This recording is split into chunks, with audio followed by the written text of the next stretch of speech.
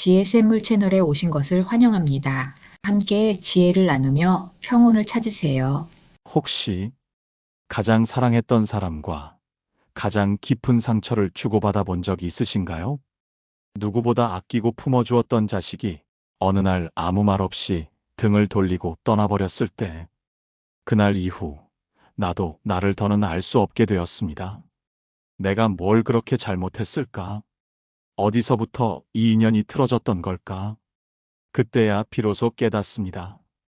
인연이 끊어진 그날은 누군가를 향한 미움의 끝이 아니라 내 안을 다시 들여다보는 시작이었다는 것을. 사람들은 말합니다. 연을 끊으면 마음도 끊긴다고. 하지만 부처님께서는 이렇게 말씀하셨습니다. 인연은 끊긴 듯 보여도 그 속에서 다시 나를 비추는 거울이 되느니라. 자비경 중에서 오늘 이야기는 부모와 자식 사이 연이 끊긴 그날부터 다시 시작된 나의 이야기를 담고자 합니다. 원망 끝에서 피어난 자각, 침묵 속에서 울려온 부처님의 가르침, 그리고 한 마음이 다른 마음을 기다리는 기도의 여정. 혹시 지금 끊어진 인연으로 마음앓이를 하고 계신가요? 그렇다면 이 이야기의 끝에서 당신도 분명 당신 자신을 다시 만나게 되실 겁니다. 제1화 연을 끊은 자식, 원망의 끝에서. 가을이 오고 있었습니다. 저녁 햇살이 창가를 타고 길게 누울 즈음, 작은 정자에 홀로 앉은 이는 고요한 연못을 바라보고 있었습니다. 그의 이름은 담초. 자식 둘을 키운 평범한 노인이었습니다. 그날도 담초는 아무 말 없이 가만히 앉아 있었습니다. 아무것도 하지 않고 그저 연못 물 위에 떨어진 낙엽만을 바라보며 마치 시간을 버티듯 숨만 쉬고 있었습니다. 그리고 문득 혼잣말처럼 이렇게 말했습니다. 18이 되던 해 그 아이가 내게 말했지. 아버지, 나는 이제 아버지 자식이 아닙니다. 앞으로 연락하지 마세요. 그 말을 들은 날 담초는 혼이 빠진 듯 걸어나와 집 앞에 큰 느티나무 아래에 앉아 있었습니다. 그리고 아무 말도 하지 못했습니다. 화도 나지 않았고 눈물도 나지 않았습니다. 단지 마음속에 텅 빈 공간 하나가 생긴 듯한 느낌이었습니다. 그날 이후로 그 아이는 정말 연락하지 않았습니다. 어느새 열해가 지나가고 있었습니다. 담초는 가끔 묻곤 했습니다. 나는 도대체 뭘 잘못한 것일까? 아내는 떠난 지 오래였고 홀로 남아 자식 둘을 키웠습니다. 아침부터 밤까지 장사하고 아이가 학교 가기 전엔 김밥 한 줄이라도 쥐어주려 애썼습니다. 나는 할 만큼 했다고 생각했네. 매도 맞지 않게 키웠고 배골케 하지도 않았는데. 하지만 부처님 말씀처럼 사람이 업으로 맺은 인연은 자신의 뜻대로 움직이지 않느니라. 담초는 그 인연이 내가 낳았으니 내가 책임져야 할 관계라는 소유의 마음이 아니었는지를 돌아보기 시작했습니다. 어느 날 그는 오래전에 찾아갔던 저를 다시 찾았습니다. 그곳엔 아직도 부처님 앞에 엎드려 기도하던 노스님이 계셨습니다. 스님, 제가 자식을 잘못 키운 것입니까? 그 아이는 저를 아버지로 받아들이지 않았습니다. 노스님은 가만히 미소만 지으시더니 차를 내어주시며 이렇게 말씀하셨습니다. 거사님, 연은 물과 같고 마음은 그릇과 같으니 그릇이 찌그러지면 맑은 물도 일그러져 보입니다. 자식이 떠난 건 거사님의 잘못이 아니라 그 자식이 본 아버지의 모습이 그릇처럼 일그러져 보였던 것일 수 있지요. 담초는 말없이 차를 마셨습니다.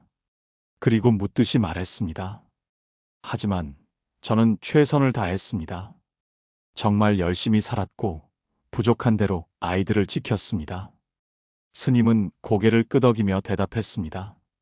그 마음 참 귀하지요. 하지만 부모의 최선이 자식에게는 기대가 되었을 수도 있답니다. 기대는 무거운 짐이 되기도 하지요. 며칠이 지나고 담초는 부처님 전에 다시 엎드렸습니다. 그리고 기도했습니다. 부처님, 제 자식이 어찌 되었는지 지금 행복한지조차 알지 못합니다. 그 아이를 원망하고 그리워하고 또다시 원망하는 이 마음을 내려놓고 싶습니다. 그때였습니다. 스님이 조용히 말씀하셨습니다. 원망은 내 마음에 맺힌 매듭이요. 내려놓음은 업장을 끊는 첫 칼이니라.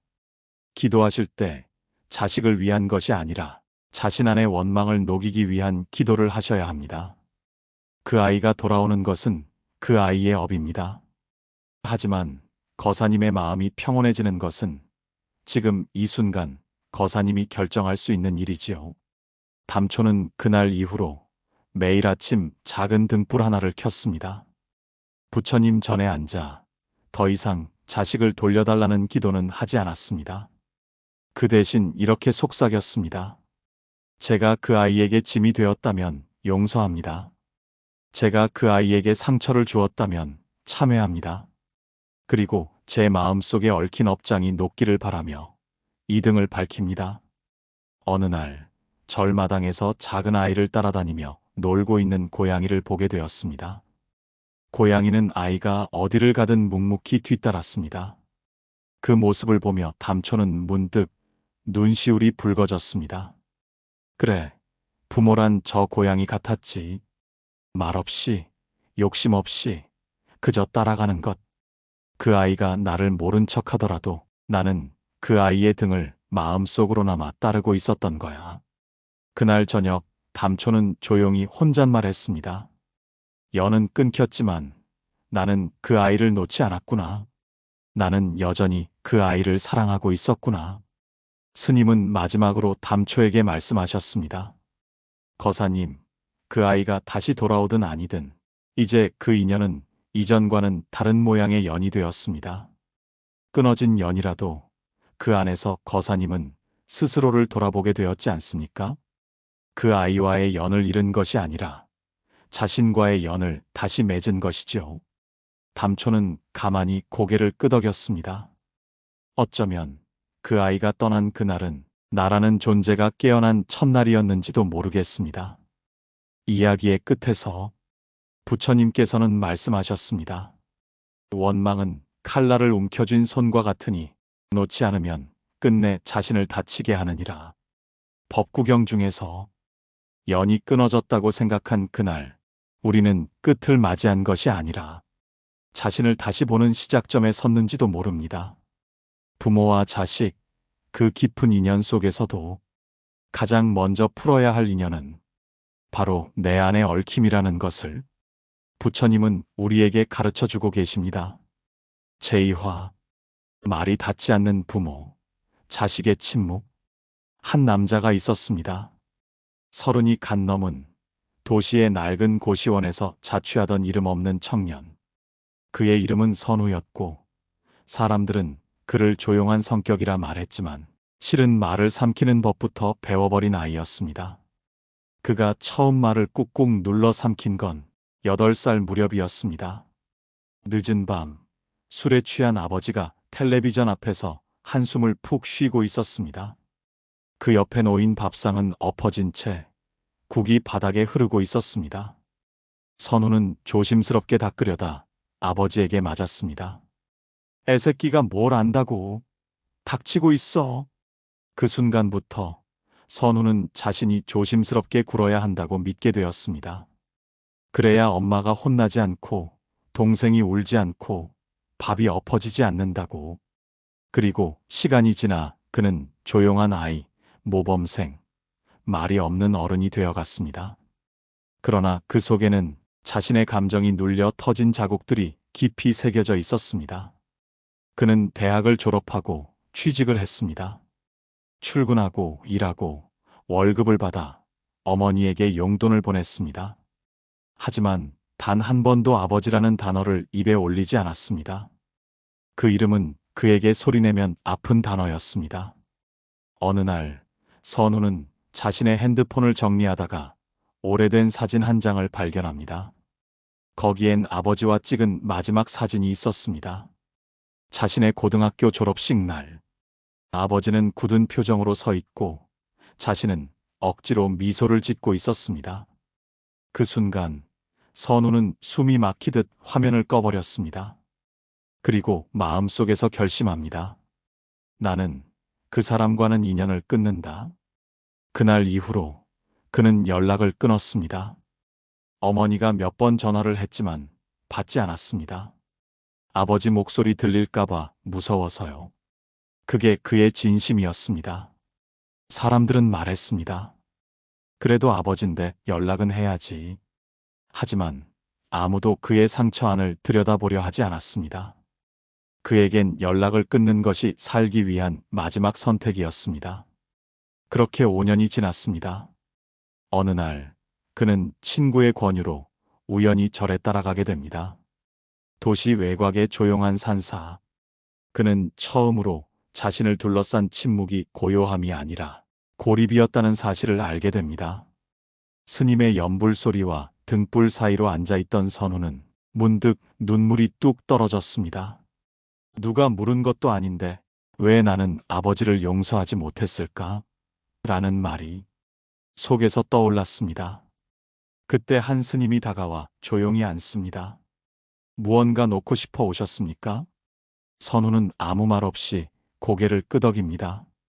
그리고 속삭입니다. 저는 아버지를 놓고 싶었습니다. 그런데 아무리 놓아도 마음에서 떠나질 않습니다. 스님은 조용히 말씀하셨습니다. 진정 놓는다는 건 있는 것이 아니라 그를 끌고 가는 나를 놓는 것이죠. 그날 밤 선우는 부처님 앞에 앉았습니다.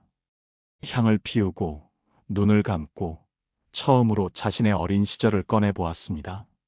엎어진 밥상, 엄마의 눈물, 아버지의 욕설, 그리고 조용히 울던 자신. 그는 눈물을 흘리며 속으로 말했습니다. 부처님, 저는 그를 미워하면서도 그 사람에게 이해받고 싶어 했습니다. 그 사람에게 사랑해라는 말을 들은 기억이 없습니다. 그래서 저는 제 자신도 사랑할 줄 몰랐습니다. 며칠 뒤 스님은 선우에게 불경 한 구절을 적어주었습니다. 증오로 증오는 없어지지 않나니 오직 자비로서만 증오는 사라지느니라. 법구경 제1장. 그리고 덧붙였습니다. 그대는 미워하지 않기 위해 떠났지만 정작 자신 안에 남아있는 미움은 안고 있었죠. 이제는 떠나는 것이 아니라 돌아보는 길을 걸을 때입니다. 선우는 깊은 숨을 내쉬었습니다. 그 길은 아버지에게 다시 전화를 거는 일이 아니었습니다. 그에게는 아직 용기가 없었습니다. 하지만 그날 이후 그는 매일 작은 기도를 시작했습니다. 저를 상처 준 그 사람도 또 상처로 뒤엉킨 저 자신도 모두 용서하고 싶습니다. 시간이 흘러 선우는 자신이 왜 침묵 속에 살았는지를 알게 되었습니다. 그는 조용했던 것이 아니라 말할 수 없었던 것이었습니다. 그는 착했던 것이 아니라 상처 입고 무릎 꿇은 채 참고 있었던 것이었습니다. 그리고 이제 그는 부모를 원망하는 자식이 아니라 자신을 다시 안아주는 사람이 되어가고 있었습니다. 이야기의 끝에서 부처님께서는 말씀하셨습니다. 가장 깊은 미움은 가장 깊은 인연에서 비롯되며 그 미움을 내려놓는 것이 가장 위대한 수행이니라. 선우는 아직 아버지와 연락을 하지 않았습니다. 그러나 그는 더 이상 그 이름을 두려워하지 않았습니다. 인연을 끊은 줄 알았던 그 길 끝에서 자신을 만나고 자신의 상처를 바라보고 그 상처마저 감싸는 연민을 배우게 되었습니다. 제3화. 기도하는 어머니. 등불 아래서 기다리다. 그날은 한여름이었습니다. 절마당에 매미 소리가 유난히 요란했고 법당 처마 끝에 매달린 작은 풍경이 바람 한 줄기에 힘겹게 흔들리고 있었습니다. 그 풍경 소리에 맞춰 법당 안에서 천천히 절을 올리는 여인이 있었습니다. 누군가에게 간절히 그러나 소리내지 못한 기도를 바치는 이 여인의 이름은 혜연이라 했습니다. 50이 넘은 중년의 어머니, 그리고 10년째 자식을 위해 기도하고 있는 사람이었습니다. 혜연은 매일 이른 새벽 어둠이 채 거치지 않은 시간에 절에 도착했습니다. 남들보다 먼저 법당 문을 열고 부처님 앞에 앉아 1000번의 절을 올렸습니다. 아무도 없는 고요 속에서 그녀는 1000번을 엎드리고 1000번을 되뇌었습니다. 부처님, 그 아이가 어디에 있든 제 마음이 닿기를 바랍니다. 미움 없이, 원망 없이 그저 제 마음의 따뜻함이 전해지기를. 사람들은 혜연에게 물었습니다. 왜 그렇게까지 하세요?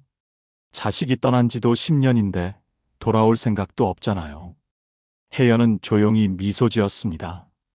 그 웃음은 말로 다 설명할 수 없는 인연의 깊이를 담고 있었습니다. 그 애가 나를 등진 건 맞아요. 하지만 내가 그 애를 등지지 않았으니까요. 그건 제가 지켜야 할 저만의 자비예요. 사연은 이랬습니다. 그녀의 아들은 20살 무렵 어머니의 삶을 지독히도 원망했습니다. 아버지는 일찍 돌아가시고 혜연은 생계를 위해 가게와 식당을 전전했습니다.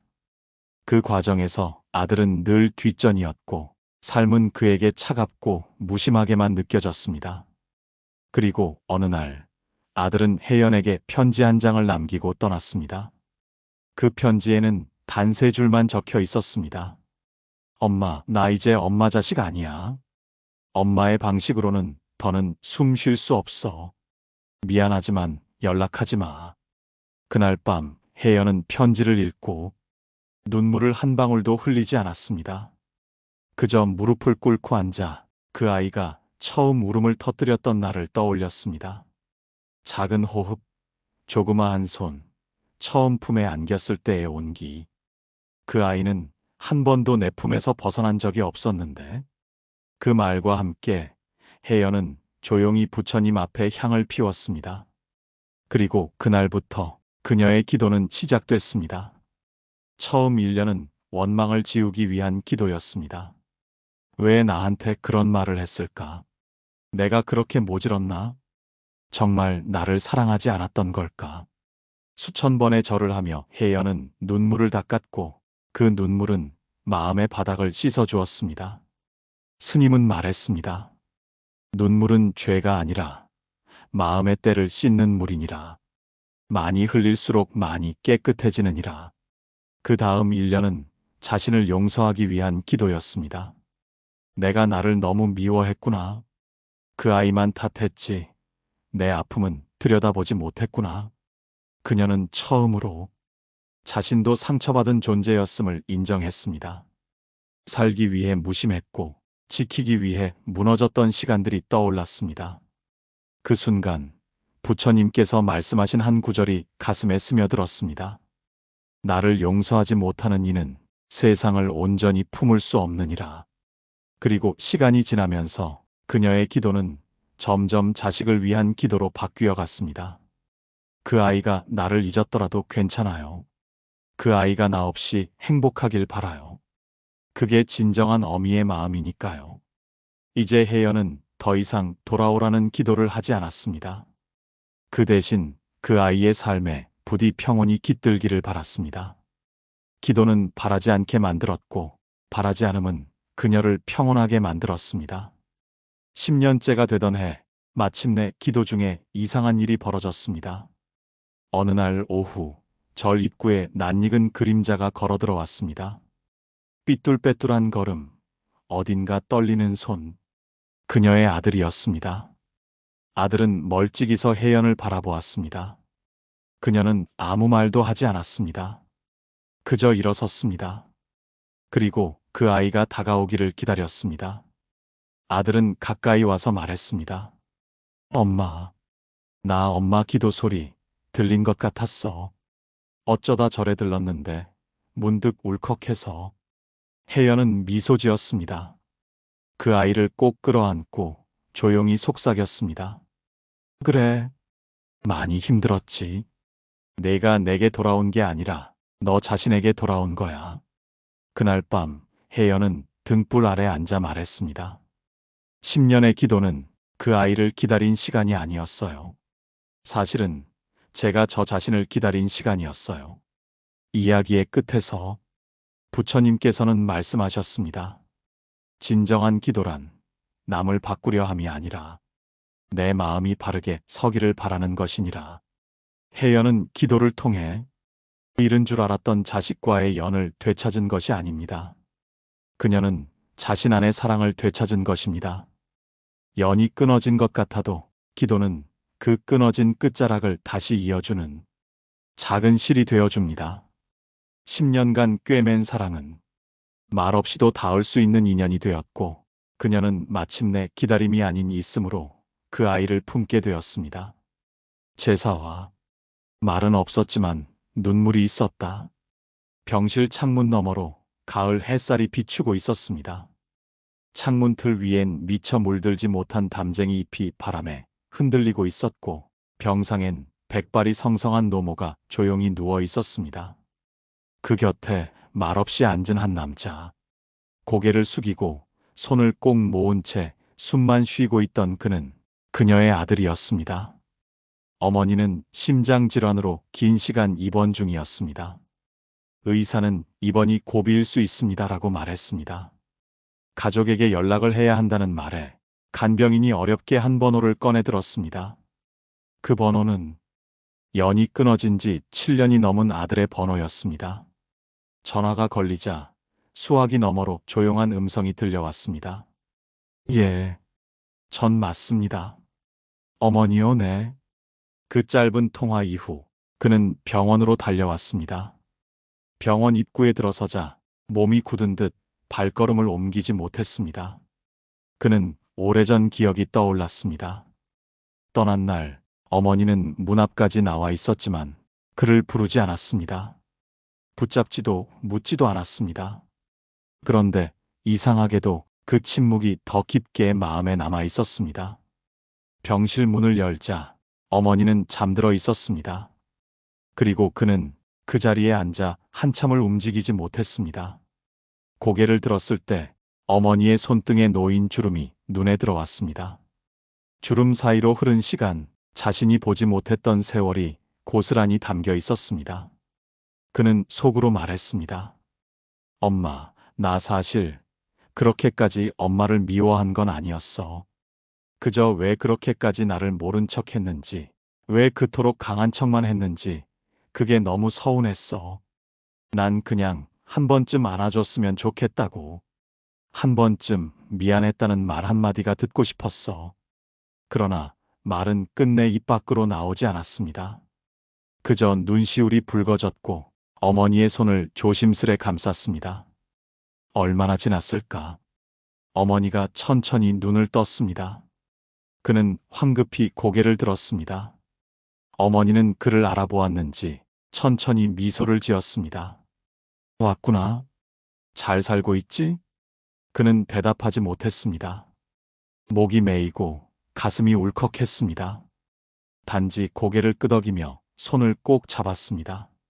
침묵 속의 몇 분, 말보다 더 큰 대화가 그 안에 오갔습니다.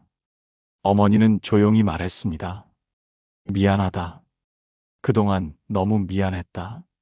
너한테 마음 줄 여유가 그땐 없었어. 그는 더 이상 버티지 못하고 눈물을 떨구었습니다. 그토록 기다렸던 말 한마디, 그토록 듣고 싶었던 그 목소리, 그 모든 것이 그 짧은 순간에 전부 와닿았습니다. 그는 고개를 숙여 어머니의 손등에 입을 맞추었습니다. 엄마, 나도 미안했어. 그때 내가 너무 서툴렀어. 어머니는 그저 웃었습니다. 그리고 눈을 감으며 말했습니다. 내가 와줘서 참 고맙다. 내 얼굴 한 번 더 보고 싶었거든. 그날 밤 그는 병원 옆 작은 절에 갔습니다. 그 절은 병원이 생기기 전부터 자리를 지켜온 오래된 사찰이었습니다. 작은 부처님 상 앞에 무릎을 꿇고 그는 두 손을 모았습니다. 부처님, 그토록 멀리 있었던 저희가 이렇게 다시 마주하게 해주셔서 감사합니다. 말하지 않아도 마음은 닿는다는 걸 오늘 알게 되었습니다. 그 옆에서 절의 스님이 조용히 말을 건넸습니다. 그대는 참 귀한 시간을 경험하셨습니다. 말보다 마음이 먼저가 닿았지요. 그리고 한 구절을 읊조렸습니다. 마음은 말보다 먼저 가고 말은 뒤따를 뿐이니 진심은 침묵 속에서 가장 깊이 전해지느니라. 법구경 중에서. 며칠 뒤 어머니는 조용히 세상을 떠났습니다. 마지막까지 아들의 손을 놓지 않았고 그 손 안에서 편안히 눈을 감았습니다.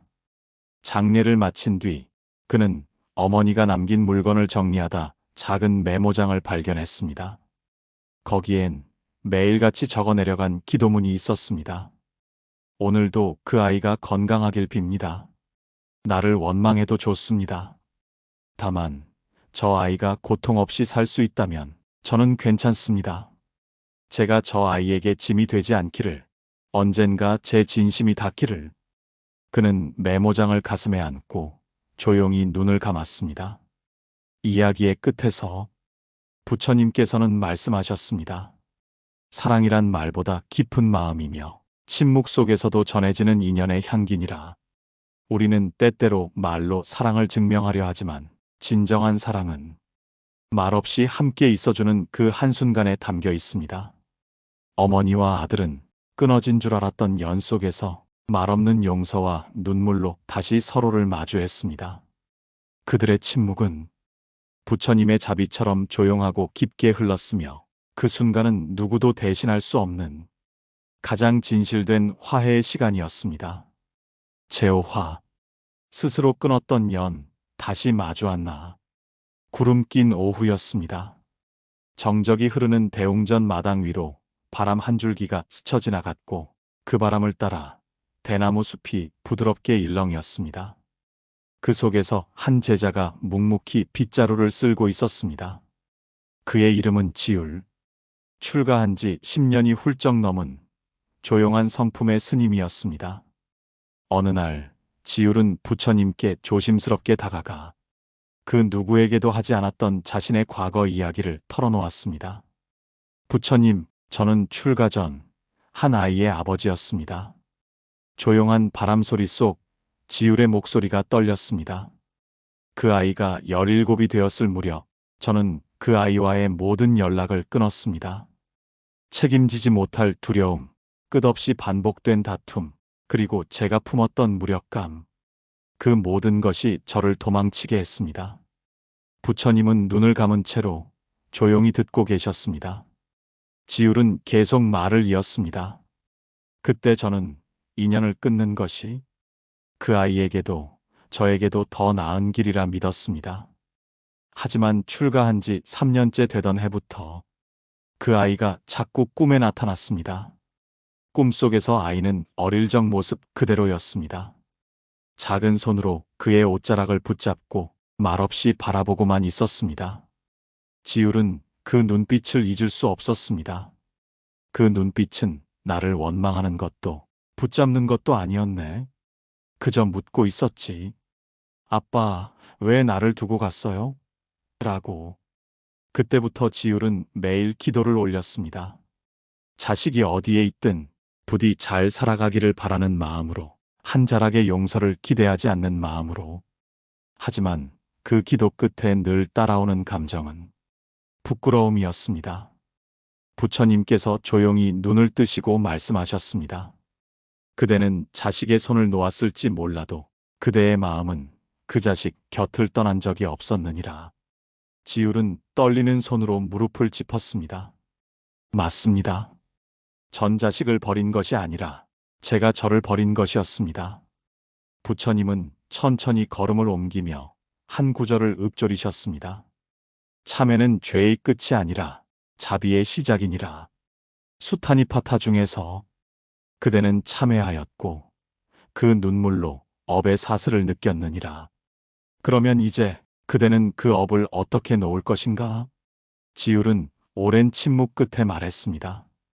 부처님, 전 그 아이를 다시 찾고 싶다는 생각을 많이 했습니다. 하지만 제가 그 아이를 다시 만날 자격이 있을지 모르겠습니다.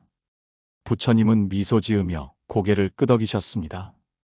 그대는 자격이 없다는 마음에서 기도를 시작했으나 이제는 사랑하기 위해 기도하고 있지 않은가. 진정한 자비는 상대의 응답을 바라지 않느니라. 내가 먼저 내 마음을 바라보고 그 마음에 연민을 피우는 것이니라.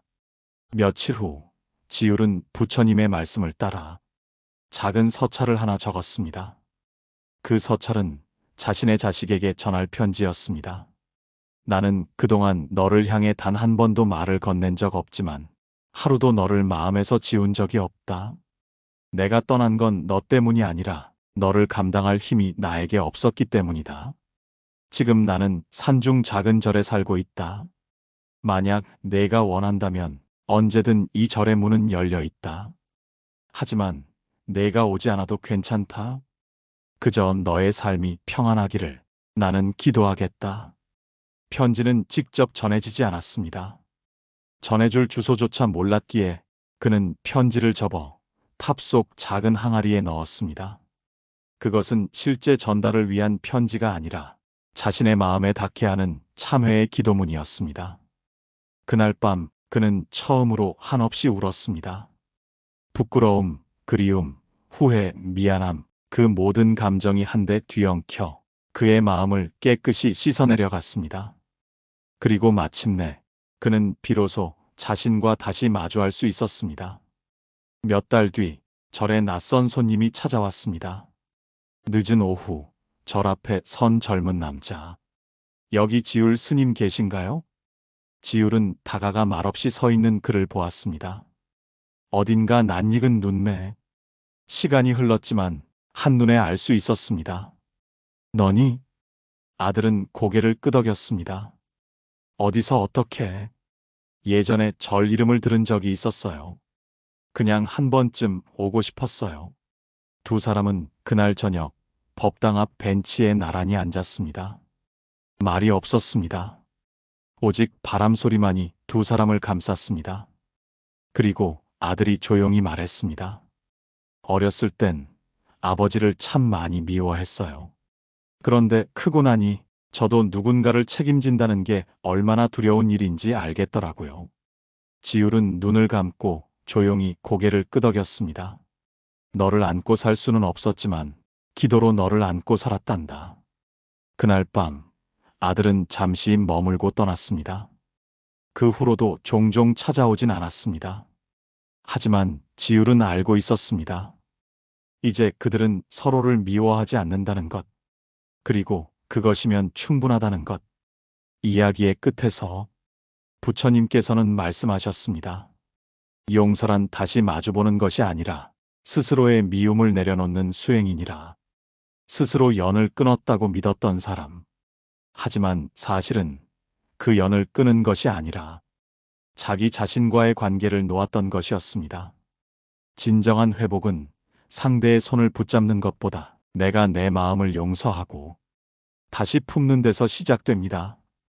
지울은 마침내 자식도 자신도 그 누구도 미워하지 않는 수행자로 거듭났습니다. 사람은 누구나 말합니다. 가족은 끊을 수 없는 인연이라고.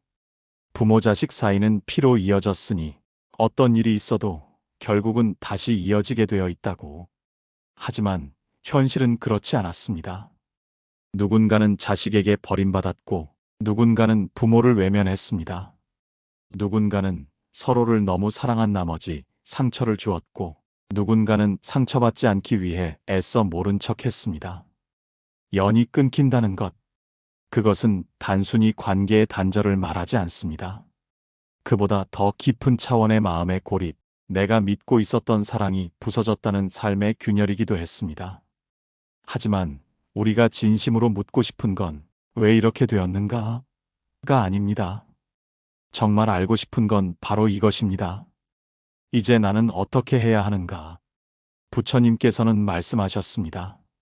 인연은 다하여 끊기는 것이 아니라 그 인연 속에서 스스로를 돌아볼 수 있을 때 비로소 원만해지느니라. 끊어진 인연 앞에서 우리는 두 갈래 길에 섭니다. 하나는 원망과 후회 속에 갇혀 평생 그 인연을 탓하며 사는 길.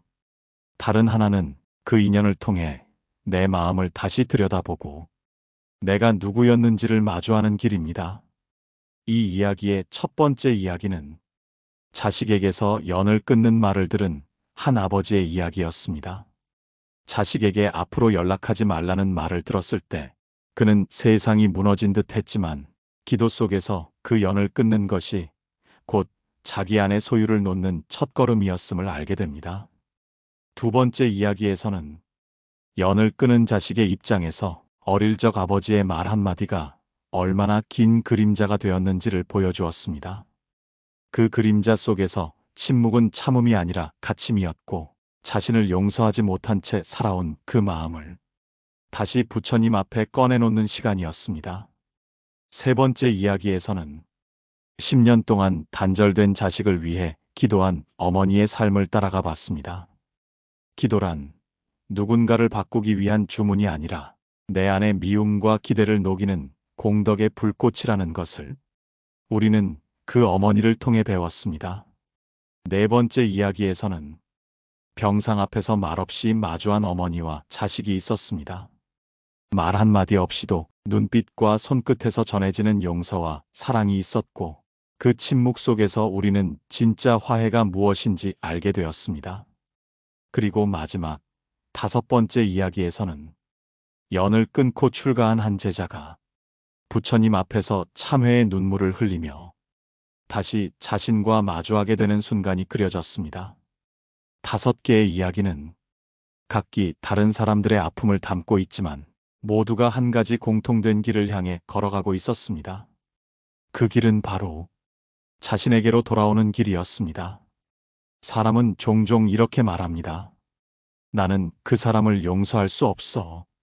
나는 이미 끝났어. 이젠 늦었어. 그러나 부처님께서는 이 모든 말에 단 한 가지 답을 주셨습니다. 지금 이 순간 내가 마음을 내려놓는다면 그때부터가 다시 시작이니라. 그렇습니다. 연이 끊어진 것처럼 보일 수 있습니다. 그 사람이 다시 돌아오지 않을 수도 있고 어쩌면 마지막까지 이해받지 못할 수도 있습니다. 하지만 중요한 건 그 사람과의 화해가 아니라 그 인연을 바라보는 내 마음이 평화로워지는 것입니다. 그것이 바로 우리가 부처님 앞에 기도하는 이유입니다. 혹시 지금 연이 끊긴 누군가가 있으신가요?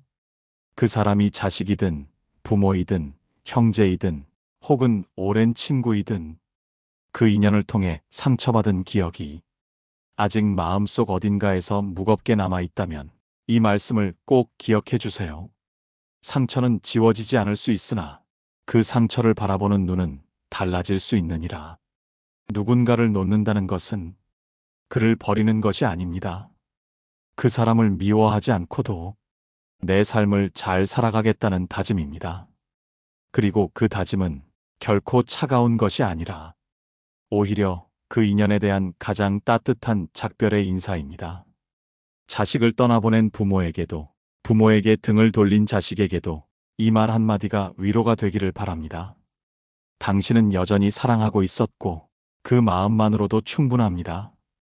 부처님께서 말씀하신 연기의 법은 우리를 서로 얽어매는 운명이 아니라 이 세상 모든 인연이 서로를 바라보는 거울이라는 가르침입니다. 연이 끊어진 것처럼 느껴졌다면 그 인연은 이제 나를 비추는 거울이 되어 내 안의 자비를 꺼내는 수행이 될 것입니다. 이제 그 인연이 어떠한 모양으로 흘러갔든 당신은 자신을 용서하고 스스로를 다정하게 안아줄 수 있기를 바랍니다. 그것이야말로 부처님께서 우리에게 남긴 가장 고요한 연의 마무리이며 가장 깊은 사랑의 시작입니다. 지금까지 연은 끊은 그날 나를 다시 돌아보게 됐습니다. 오디오북을 함께 해주셔서 진심으로 감사드립니다. 마음이 조금이나마 편안해지셨다면 지금 이 영상을 주변 분들과 함께 나눠주세요. 혹시 이 이야기에 공감하셨다면 댓글에 이렇게 남겨주세요. 부처님의 자비, 제 마음에도 피어납니다. 구독과 좋아요, 그리고 지혜샘물 채널에 대한 사랑은 더 깊은 인연으로 여러분과 다시 만나게 해줍니다. 다음 이야기에서도 당신의 마음을 어루만질 수 있기를 바랍니다. 나무 관세음 보살. 지혜샘물 채널을 시청해 주셔서 감사합니다. 오늘의 가르침이 여러분의 마음에 평화를 주기를 바랍니다. 구독과 좋아요 부탁드립니다.